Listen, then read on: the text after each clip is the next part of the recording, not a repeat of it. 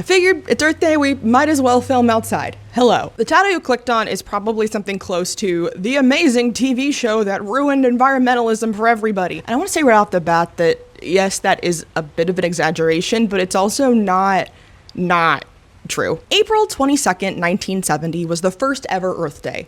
20 million Americans showed up for demonstrations and protests for all kinds of environmental ills. It led to the creation of the EPA and is widely thought of as the starting point for the mainstream environmental movement. 20 years later, in 1990, the Earth Day special aired on ABC. It was the biggest concentration of celebrity cameos outside of award season.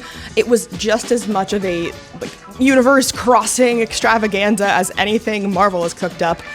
And it was also really bad. So, you know how school plays or school pageants have a bunch of disconnected performances that are kind of loosely connected by some shoehorned plot that is somehow both cliche and also goes in some very weird directions because every group or performer getting to do their thing is more important than the show overall being coherent? It's like that. Time Warner was behind the special, and they either held or got the licenses to a ton of different properties, and also a bunch of celebrities that thought it was a good cause, just wanted to be in it. But, oh man, this thing is a mess. It's unorganized, it has bad science communication, worse environmental communication, it has bizarre editing choices, and it somehow also has some really high concept elements for something that was aimed at the whole family. So strap in, because this is, it's gonna be a trip. But first, if this is the second video of mine that you're watching, please subscribe. If this is the first video of mine that you're watching, I'm not gonna ask you to commit yet. After this one, go watch another one. And if you like that one, then subscribe. That's usually how I subscribe to channels. Now, before we can talk about this thing, I have to draw you a metafictional diagram to explain it. I am not joking. First, we have the main universe with our main story. It's Earth Day, and the small town of Warner Brothers Soundstageville is having a big celebration. Robin Williams plays Everyman, some sort of demigod meant to represent every human. His mom is literally Mother Earth, played by Bette Midler. She falls ill because humans are ruining the environment. She ends up in the hospital being taken care of by the most popular fictional doctors of the day. Meanwhile, everybody in the town is freaking out about all the environmental problems that exist. By the combined powers of Doc Brown and E.T., the town realizes they have power over these environmental problems. Kind of asterisk. Everybody promises to take certain actions to make the Earth a little bit better. Bette Midler feels well enough to come out of the hospital, looks the audience straight in the eye, and is like, "Promise though?" The end. So that was layer 1. Layer 2 is our framing device. Rhea Perlman and Danny DeVito play a fictional couple that I don't care enough to look up their names. She is very into environmental stuff, and he doesn't really care and keeps trying to blow her off. They sit down to watch the Earth Day special. Yes, we are in a Monster Mash situation. The Monster Mash is the dance the monsters do in the song The Monster Mash, and the Earth Day special is the special that these characters are watching in the Earth Day special. Danny DeVito will watch the Earth Day special for a while, but will change the channel occasionally to something like Jeopardy or Saturday Night Live, which is weird because this aired on a Sunday and they explicitly say in universe that this is a Sunday, and those channels also happen to be talking about environmental things, and then Rhea Perlman will change the channel back. Meanwhile, random casts from other TV shows, usually sitcoms, are huddled around their TVs also watching the Earth Day special and making comments about things they can do to help the environment. There are 2 types of TV shows happening at 2 different metafictional levels. Do you see yet why we needed the diagram? Eventually, Danny DeVito falls asleep. He has a dream that is shot exactly like the Frank POV episode from It's Always Sunny in Philadelphia, except this was 30 years prior.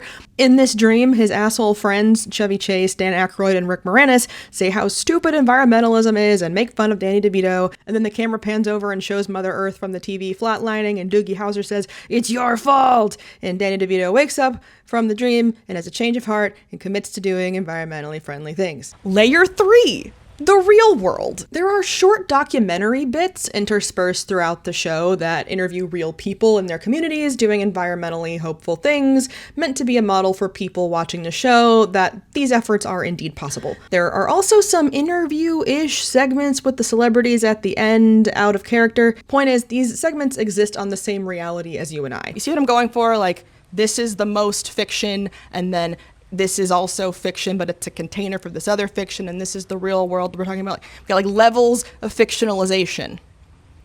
And that hole is the void in the fourth wall where the Looney Tunes and Barbra Streisand live. Chronologically, they bookend the main timeline. Looney Tunes and Barbra Streisand both have bits at the beginning, a sketch and a monologue/song, respectively. And Barbra Streisand gets another song at the end where she's trapped in that one rainy room from The Room, I think. Anyway, they don't exist with regard to anything in these canons. Bugs Bunny is addressing the audience directly. Tweety Bird's like, Meryl Streep is here, and I don't think Meryl Streep is supposed to be playing herself, so I don't know what that's about. You know, I guess if anybody's going to be like Deadpooling around in this thing, it makes sense that it's going to be Bugs Bunny and Barbara. Okay, now this dashed line is the anxiety guilt event horizon. Before this point, the primary motivating emotion the special wants you to feel is anxiety. After this point, the primary motivating emotion it wants you to feel is guilt. It's not a perfect hard line. Yes, I know that's not what event horizon means, shut up. But what this means is segments that show up in the roughly first half of the special are about listing all the bad things that are happening in the environment, and the roughly second half is about listing a bajillion things that you personally can do to help, and that are so easy. And why aren't you doing them? You just must not care enough. She's literally dying and you're drinking from a cup made of polystyrene foam. I think they also wanted that second half's motivating emotion to be hope, but I don't think they did a great job of that execution. We will examine the effectiveness of these themes a little later, but I'm telling you this now because I'm going to be jumping around a lot with my analysis, and I just want you to have like structural knowledge of anxiety segments generally at the beginning and guilt/hope segments generally towards the end. And this is where I mentioned for the first time that I can find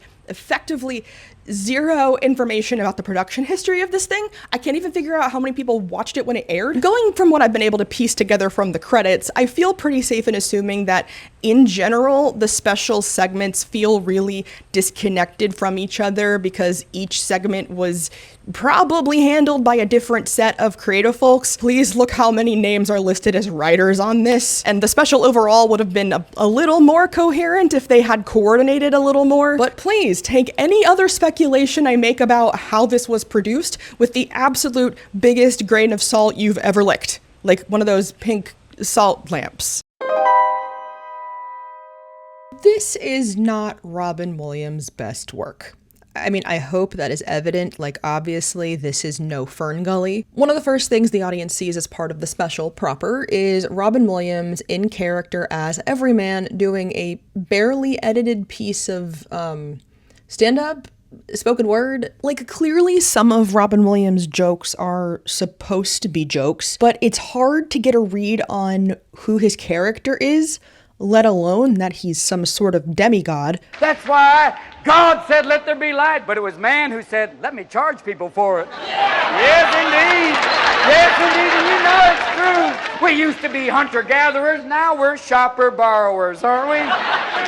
And so you don't know whether you're supposed to be laughing at him or with him in certain moments. A lot of the jokes feel very low-hanging, I will say. It's because we have something big. Something incredibly big. Yeah.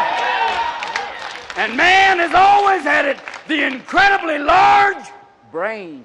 Clearly Williams is ad-libbing quite a bit, but who knows how much of a script he actually got here. I will say that between the limited editing, the flowery, grandiose language, Williams' delivery reminiscent of a televangelist, and the fact that it is at the beginning of the show, it feels weirdly Shakespearean. At first glance, it appears to be setting up a humans versus nature dichotomy, but it's a lot more nuanced than that. It's layered and complex. In a different type of show, I think this would work really well artistically. But this is a made-for-TV special with an intended audience of Middle America.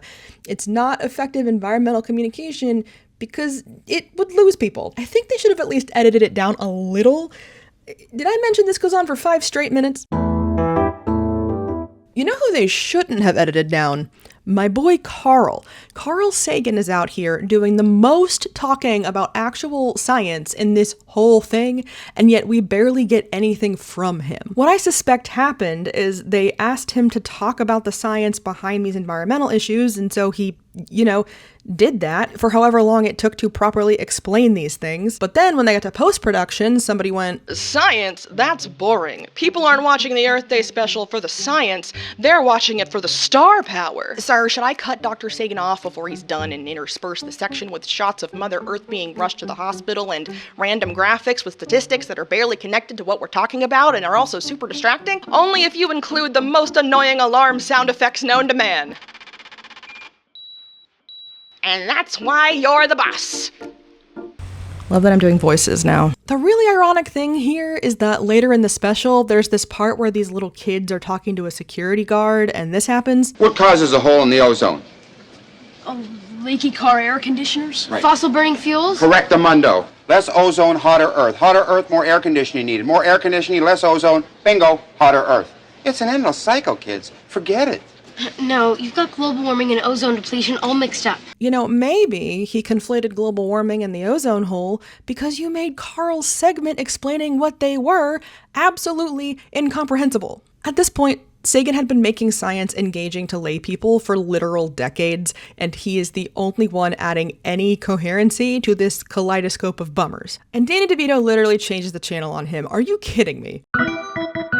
The Danny DeVito and Rhea Perlman segments don't work. I am fully convinced they couldn't get this to fit the dedicated 2-hour runtime, and so added in this framing device as extra padding. I'm sorry, Danny DeVito is clearly supposed to be an audience surrogate for the type of person who doesn't care about the environment, learning that they should actually care, but the problem is, those people wouldn't be watching this special. I think there's actually a backwards effect here where it makes Rhea Perlman's character seem stuck up and smug. She's pretty consistently shaming her husband for not knowing things or for doing things wrong. Of 200, 500, or 1,300 pounds, the estimated amount of garbage each American dumps per year. 200. Guess again. Aaron. What is 500? Sorry, that is wrong. 1,300. Sandy or Camilla? Sandy. What is 1,300 pounds? 1,300 is right, and what that means is 3.5 pounds for every man, woman, and child each day. Hey, you want to try another category? No one likes a sore winner, Paula. Yeah, well, no one likes a polluter either.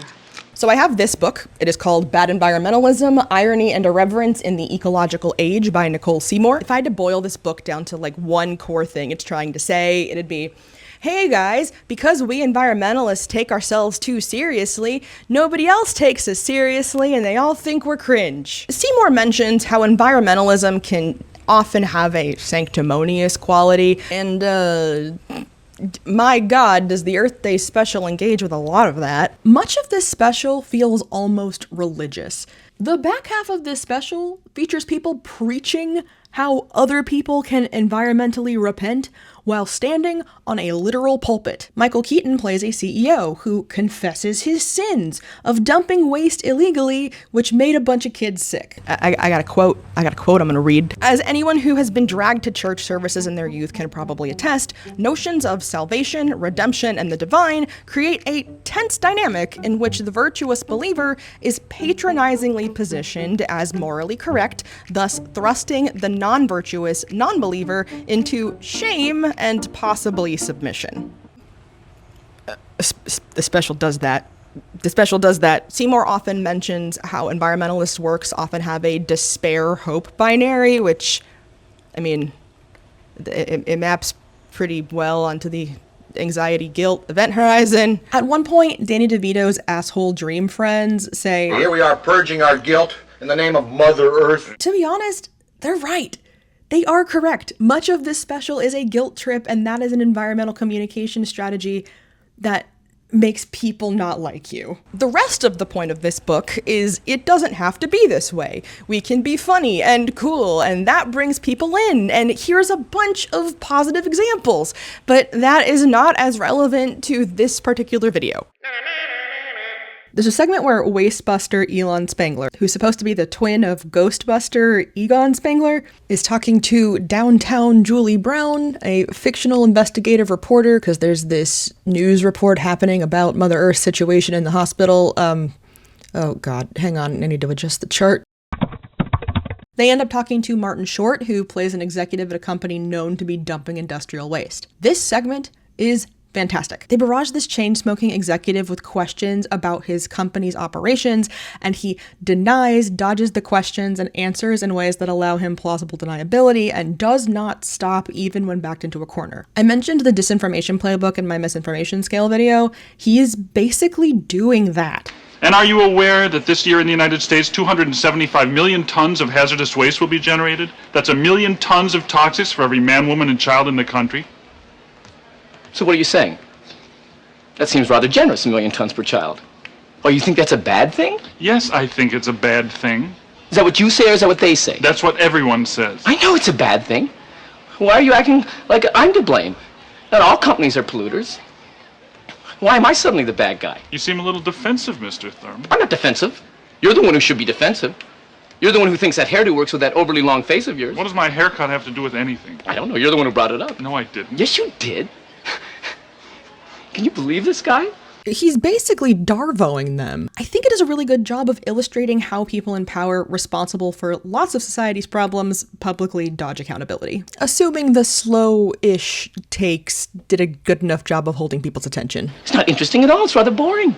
Look at your crew. They're dozing off. Look at them.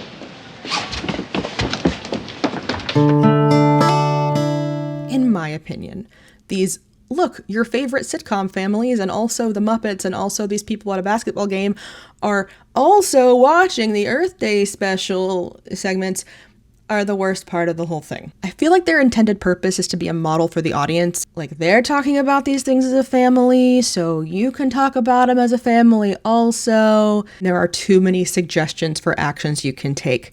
It is overwhelming. A lot of these are clustered in the back guilt half of the show. Worth mentioning, the main timeline also at this point has a bunch of people constantly suggesting you actions to take. So by the end of it, you've gotten so many suggestions for things to do that it all blurs into noise. I'm gonna conserve industrial waste by recycling my water. What? Some of the suggestions they make are also genuinely so inconsequential. If you would not leave the refrigerator door standing open for 10 minutes at a time while you decide what it is you're going to eat. See, what I do is I make up my mind what I want before I go to the refrigerator. That way, I open the door, get what I want, and I close it. It saves money. I had an AI help me with this. I checked the math to the best of my ability, but this would save you less than a cent in electricity. Also, these segments don't have laugh tracks, and it makes the whole thing feel uncanny. Gee, Daddy, is the Earth really coming to an end? Not fast enough for me, Pumpkin. I'm not sure whether it was an intentional choice because of where they sit on the framing device hierarchy, or if it was just because production couldn't logistically film these segments with studio audiences. Anyway, it sometimes makes it hard to tell what is a joke and what is an actual suggestion. You know, if none of us drove anywhere, it would really help out. Well, wait a minute now, wait. Woody, that makes sense. So just by sitting around and doing nothing for the rest of our lives, we're doing our part. We're doing it! I've never watched Married with Children, but I think their segment is the strongest of all of these sitcom segments. The family genuinely doesn't care about anything related to the environment itself, is extremely short-sighted, and is motivated by money. The rest of the special expects you to care enough to want to take action, whether that care shows up as altruism or anxiety. But many people are not like that. And this segment says, hey, if you recycle, you can make a few bucks. Hey, wait a minute. When our garbage is worth money? You can get money for just about anything. Paper, plastic, cans, and glass. And that reaches a different crop of people and becomes a gain frame instead of a loss frame. Don't do this thing because of fear that you might lose the earth.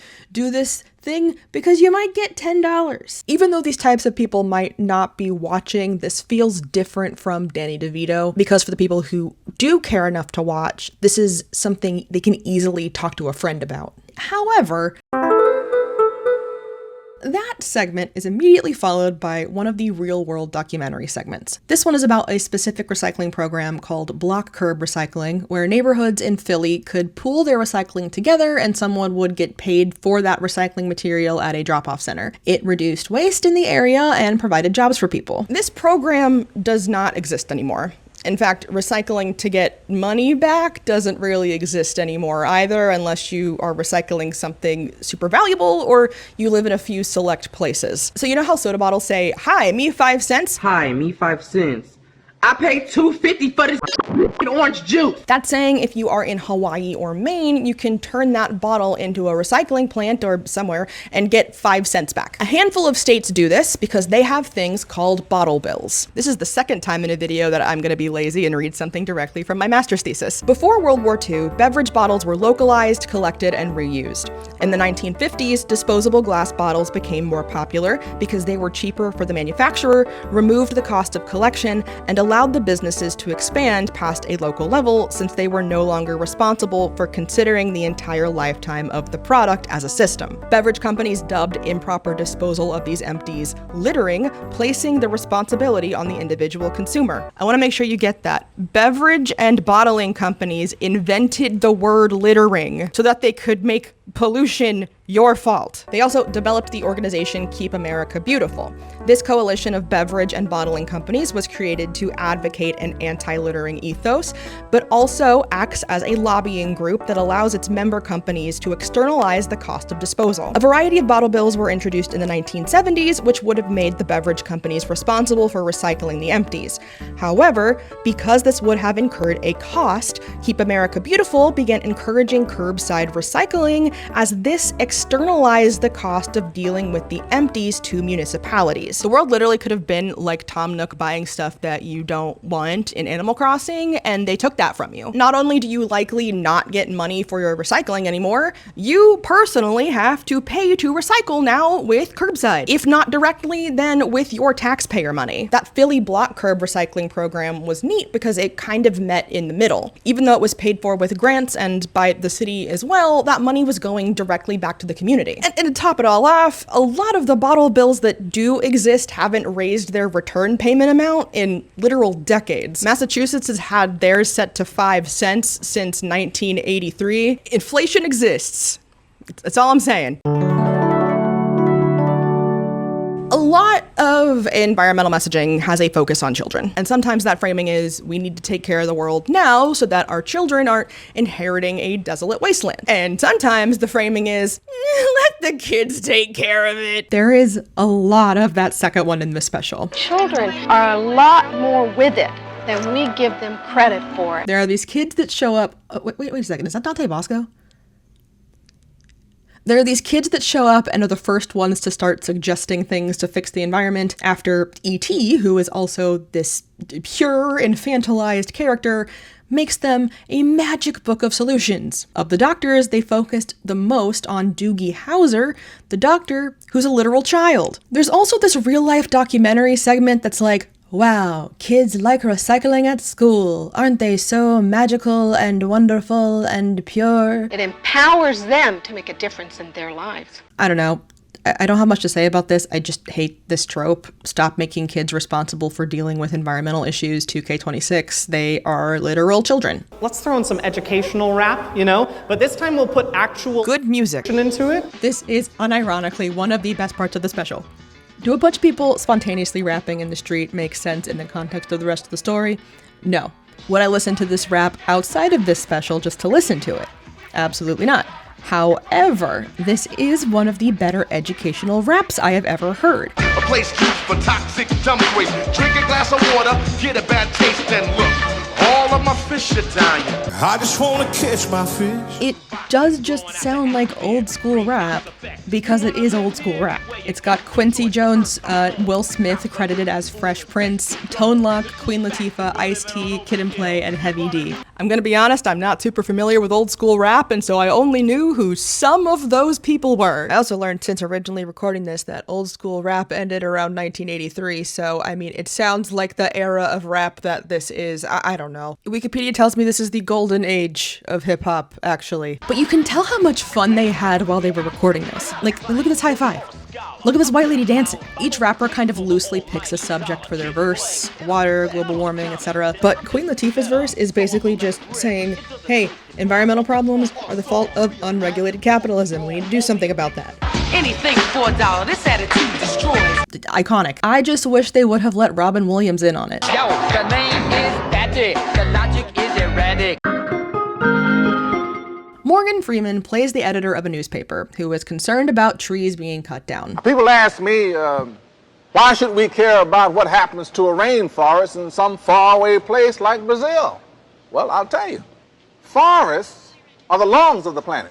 And he says he's addressing this by recycling paper and planting trees. Recycling paper has nothing to do with the rainforest being cut down. The rainforest was threatened and continues to be threatened by slash and burn agriculture and palm oil harvesting. And the lungs of the planet isn't the most accurate way to talk about a tree's function like that. It's more accurate and useful to talk about them as a carbon sink. So as a tree grows and it's doing photosynthesis, it's taking in carbon while it is doing that photosynthesis, and that carbon remains stored in its body. So a tree that lives a long time literally stops carbon from going into the atmosphere. This is why tree planting, with the intention of those trees, living a long time, is often used as a carbon offset. So there's managing a logging site or national forest where the intention is that you're going to replant trees after you cut them down so that you can then cut them down again later, and then it's like a cycle. That is where most of our paper products come from and is the process that recycled paper would be affecting. There's a difference between cutting that down and cutting down an old growth forest,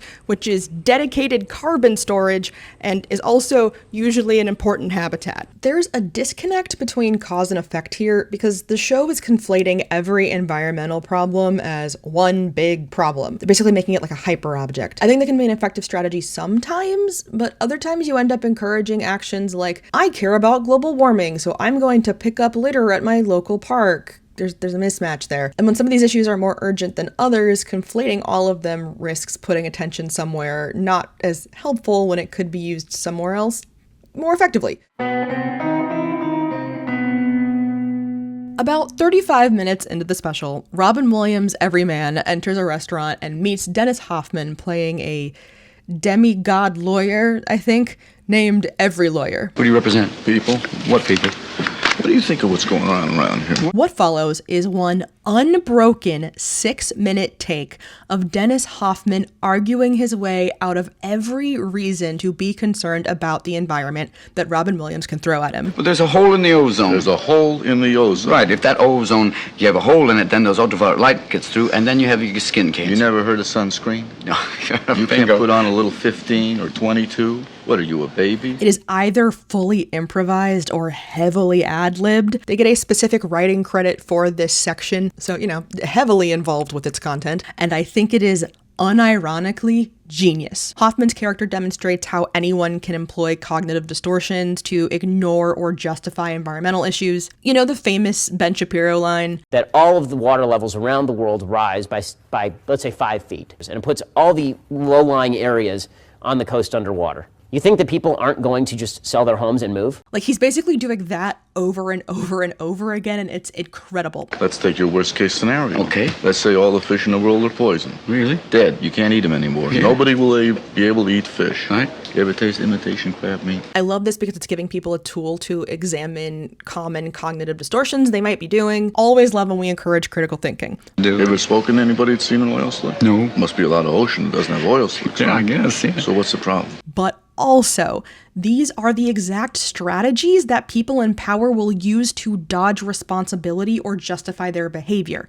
Maybe not the exact arguments because they are super exaggerated, but the patterns are there. The jury is out on photosynthesis. What are you talking about? Photosynthesis can be argued both ways. Towards the end, they get really close to saying that environmental issues are the fault of a handful of powerful, greedy people who want to maintain the status quo, without actually saying it. Well, the lobbyists. The lobbyists work for special interest groups. Special interest groups serve the corporations. And who are the corporations? Well, executives and then lawyers. People like you. This also implies that these arguments, these cognitive distortions, are the same ones those greedy people are using to justify their own behavior to themselves. Like, it's so good. It's so good. Much like Robin Williams' other major scene, this segment also feels high concept and kind of Shakespearean. But one, I think it's a little easier to parse to your average viewer, and two, some of the lines are genuinely so funny. A Mexican food, Chinese Mexican food? yogurt, I bet. Where? I don't know. Where they have Mexican yogurt? I didn't know they had that yet. What mall is that? I'm not sure there is that yet, but wouldn't that be wonderful? If you're gonna watch any of this special on your own, watch this scene. I first heard about this special when I was in grad school reading this book, Seeing Green by Finis Dunaway. It dedicates basically an entire chapter to this show, and I've pulled bits and pieces from it to help with my analysis so far. But here's why I said at the top that this show ruined environmentalism. Prior to Earth Day 1990, the environmental movement had a push and pull of individual action versus government action and regulations. But this special and the larger push around Earth Day 1990 in general kind of cemented mainstream environmentalism as personal responsibility and voting with your wallet. So with the Cold War ending, there was the sentiment that, I wrote a note in this book back in 2017 when I first read it, and I think it sums it up pretty well.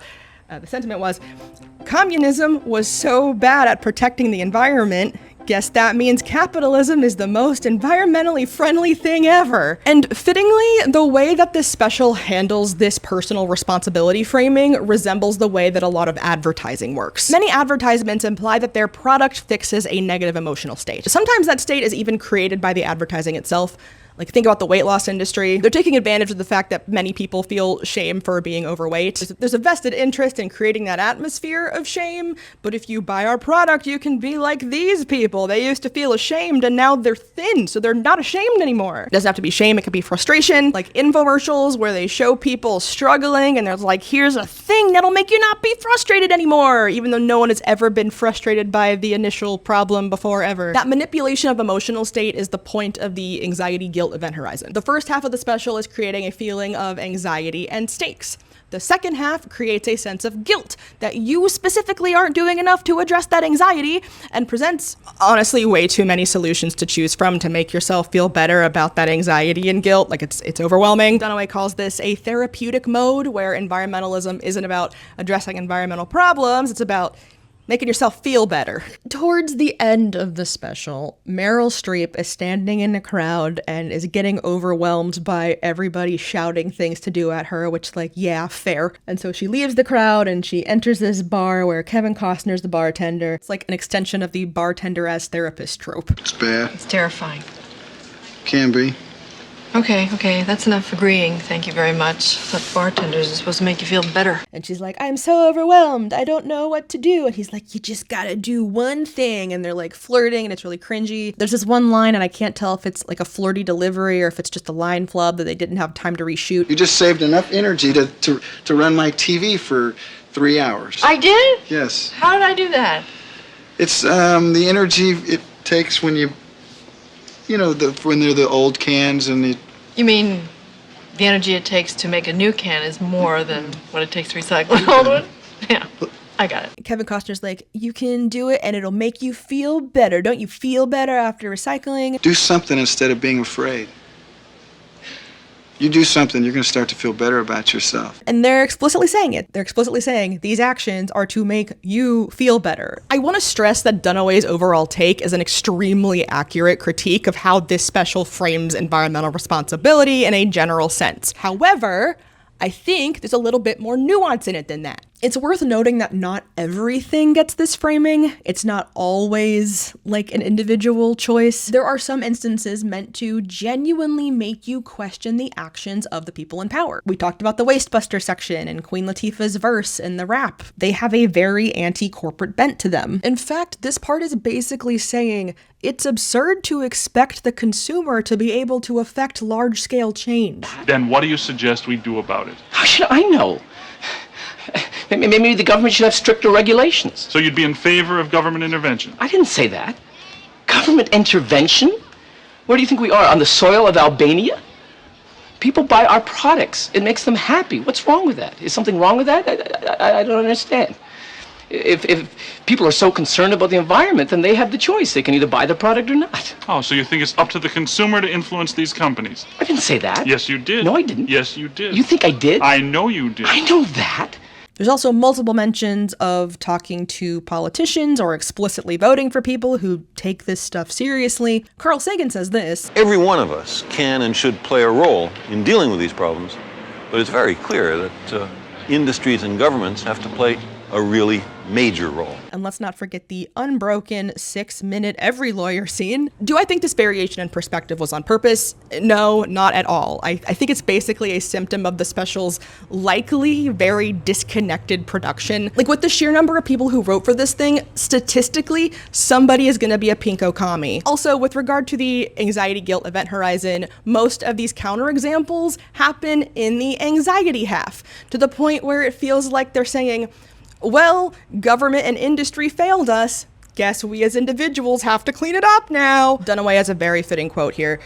By the end of the show, the domestic realm came to be presented as both the prime cause of and potential solution to the environmental crisis, displacing the town square as the main site where environmental publics could form and where environmental change could happen. Side note that I'm not gonna super get into, but mainstream environmentalism was very affluent and white. I mean, it still is very affluent and white. A side effect of focusing on individual action over regulation and systems of power means you end up sidelining the environmental justice movement and issues of environmental racism. With programs like this, you ended up with a multicultural washing of mainstream environmentalism that ignores the actual disproportionate effects of environmental issues toward marginalized communities.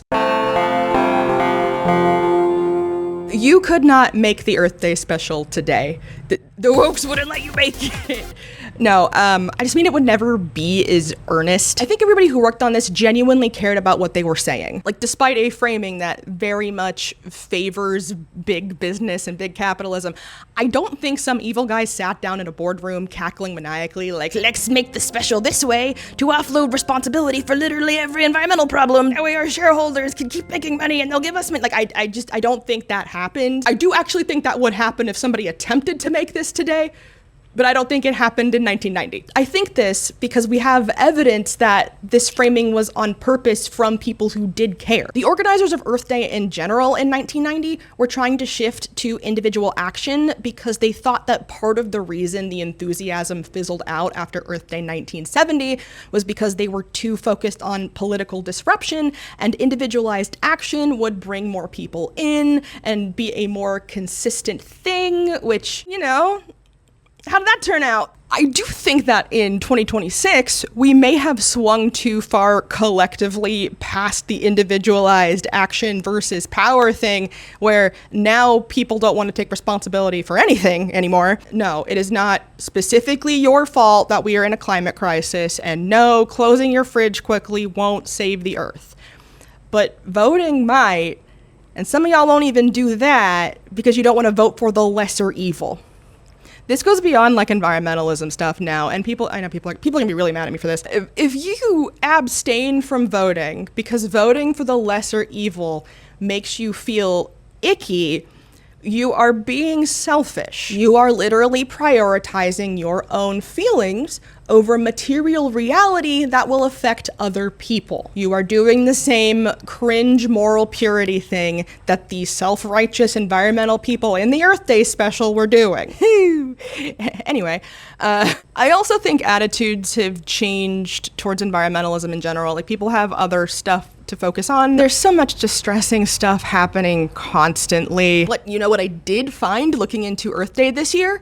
Tons of small local events. And this is where it has to happen, right? Look, maybe you don't want to go plant a tree with your city council or whatever. That's fine. I am not doing that either. But you should have a say of who is on your city council. They're the ones deciding whether that new city building is going to have solar panels on it, or whether you're going to put in a new bike path. They can enforce zoning regulations so that developers also have to adhere to green guidelines and stuff. I encourage you to vote in local elections. They happen more often than you think. Also, you can just go to city council meetings. they're open to the public. They have this thing called public comment where you can just say whatever you want and they have to listen to you. It's kind of fun, actually. You can just like complain at people. Locally is where you're going to be able to make a material difference right now. And yes, I know the irony in saying this, but it might also help you feel a little bit better. Thank you so much for watching. If you would like to say thank you to me, there's a couple things you can do. You can subscribe. If you're on mobile, you can hit the hype button. I'm eligible for that now. My goal this year is to make one new video every month, and so if it is June of 2026 and I haven't posted anything between this video and then, you have to yell at me. Thank you, goodbye. Oh, I forgot to pay you. No, forget it. It's on me. It's on all of us. Yeah, it is.